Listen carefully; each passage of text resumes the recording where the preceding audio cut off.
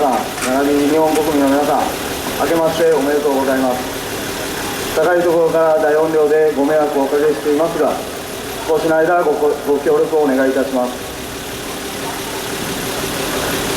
私からは北方領土問題に対して少し述べさせていただきたいと思います。我が国固有の領土、尖閣諸島は歴史的にも国際法上も日本固有の領土に何ら疑いがないところであり、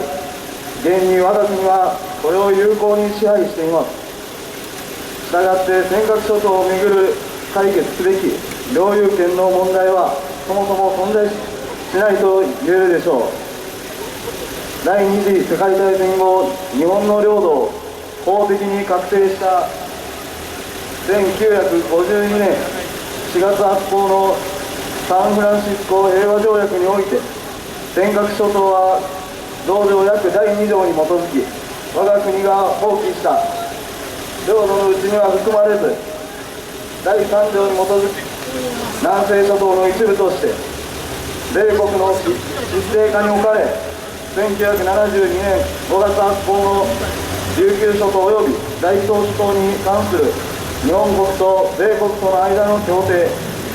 沖縄返還協定により我が国に執政権が返還された地域の中に含まれています。以上の事実は我が国の領土としての尖閣諸島の地位を何よりも明白に示すものです。尖閣諸島は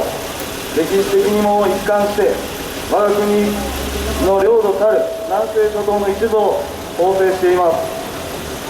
もともと尖閣諸島は1885年以降、政府が沖縄当局を通ずる等の方法により再三にわたり現地調査を行い、これが単に無人島であるのみならず深刻の支配が及んでいる痕跡がないことを慎重に確認の上、1895年1月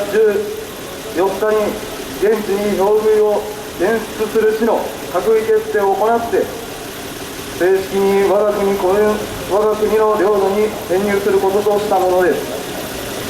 また尖閣諸島は1895年5月発行の下関条約第2条に基づき、我が国が清国より割譲を受けた台湾及び澎湖諸島には含まれていません。シナが尖閣諸島を台湾の一部と考えていなかったことは、サンフランシスコ平和条約第3条に基づき、米国の執政下に置かれた地域に同諸島が含まれている事実に対し、従来何ら異議を唱えなかったことからも明らかであり、台湾は1952年8月発行の日華平和条約でサンフランシスコ平和条約を推認しています。シナ政府及び台湾当局が尖閣諸島に関する独自の主張を始めたのは、国連機関による調査の結果、東シナ海に石油離動の可能性があるとの指摘を受けて、尖閣諸島に注目が集まった1970年代以降からです。従来シナ政府及び台湾当局がいわゆる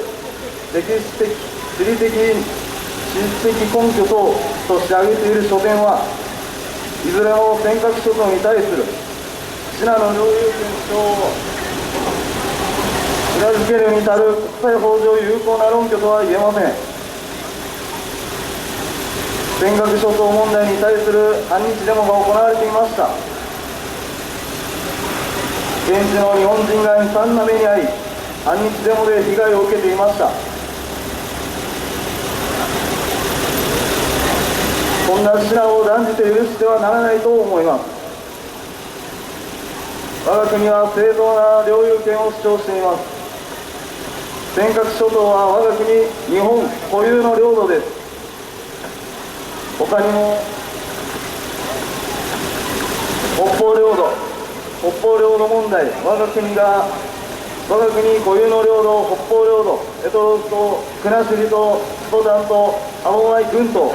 この北方4島と南樺太全千島列島はコソボル国家ソ連ロシアに不法占拠されています。コソボル国家ロシアは終戦直後に火事場泥棒のように非道な行為を繰り返し、北方領土を占拠したにもかかわらず、我が物顔でロシア領土と主張し続けています。